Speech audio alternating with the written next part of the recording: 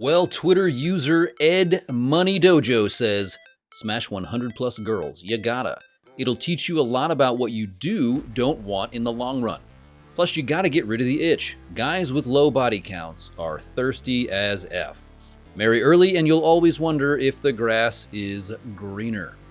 All right, so today we got to talk about this itch because what Twitter user Ed Money Dojo is talking about, this is a philosophy of life. What is the best way to live your life, to pursue happiness, to pursue pleasure? Do you need to hit this mythical 100 plus number, or is it possible? Would the exact opposite of that be, what the Bible would proclaim: monogamy, disciplining your sexuality, not pursuing sexual conquest? I guess basically how I've tried to live my life and train others to do the same. So let's talk about these two issues. So first, he calls out guys with a low body count. Gotta put my hand up. That would be me. Only got one. That would be my wife. And now that I've turned 40, do I regret that? Do I look back on my high school, college days and really wish I had been piling up a body count to try to hit Ed's number of 100? Well, I really don't. Absolutely not. I do not regret that.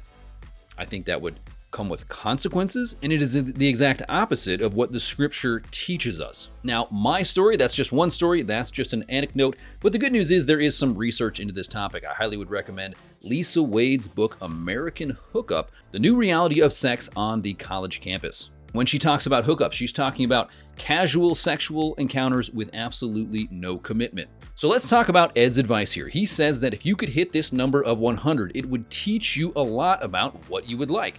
Now, I think it may teach you about what body parts you like, but I don't think it's going to teach you anything useful in terms of having a fulfilling, long-term, sustainable marriage relationship.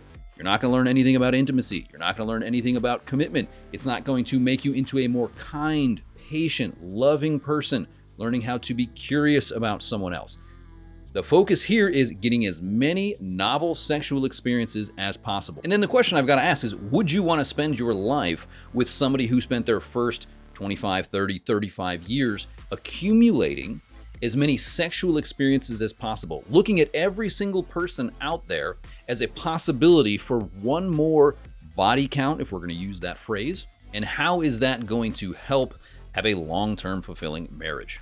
Because if you make a habit and a pattern of achieving as many sexual experiences as possible, how will you then settle down and be faithful, say no to your desires, say no to any other person you find attractive, any other person who pursues you sexually?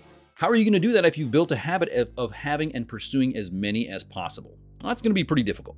And it's interesting because he says guys with a low body count are extremely thirsty.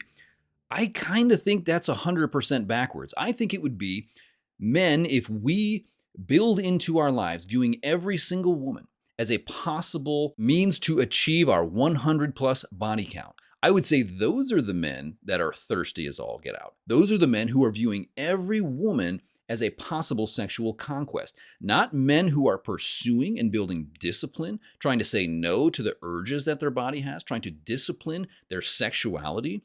Those men would not be thirsty AF. Those men would be growing in discipline. They would be trying to pursue an intimate sexual relationship in marriage. And also, I think what's interesting, have we considered the 100 plus women in this scenario? So 100 plus women, what are they getting out of this? Maybe they're getting a free dinner or something like that.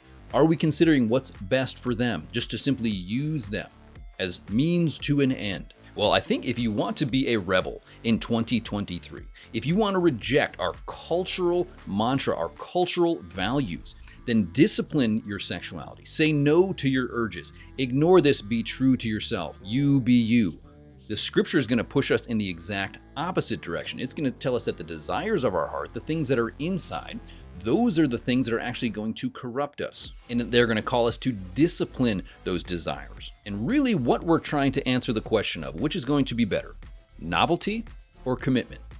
Which is going to be better, discipline or giving into any sexual urge that you have? Which will be better for you in the long term?